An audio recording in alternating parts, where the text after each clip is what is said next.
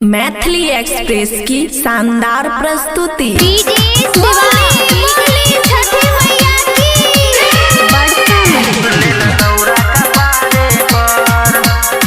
खुशी recording studio बलुआ।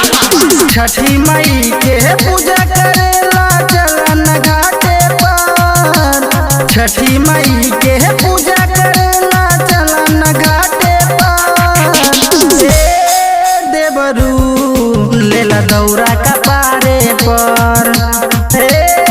देवरू लेला दौरा कपारे पर। छठी मई के पूजा करेला चलन घाटे पर। छठी मई के पूजा करेला चलन घाटे पर।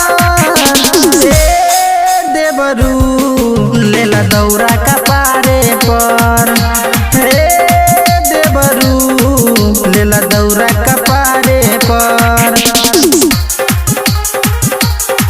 लेला दौरा कपारे पर।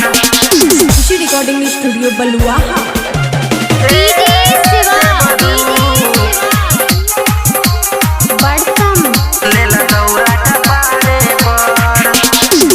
हाथ जोड़ी के करिहा छठी माई से गोहार हो। मन माई के सोचल सपना पूरा होई तोहार हो। हाथ जोड़ी के करिहा छठी माई से गोहार हो।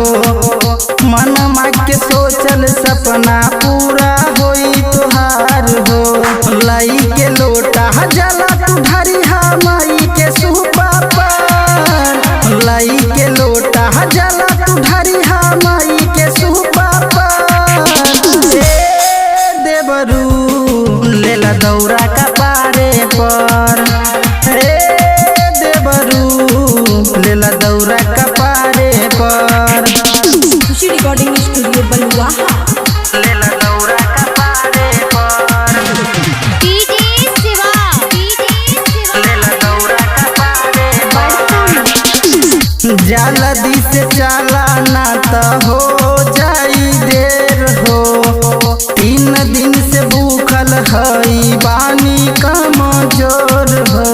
बानी कमजोर हो। जल्दी से चला ना तो हो जाई देर हो।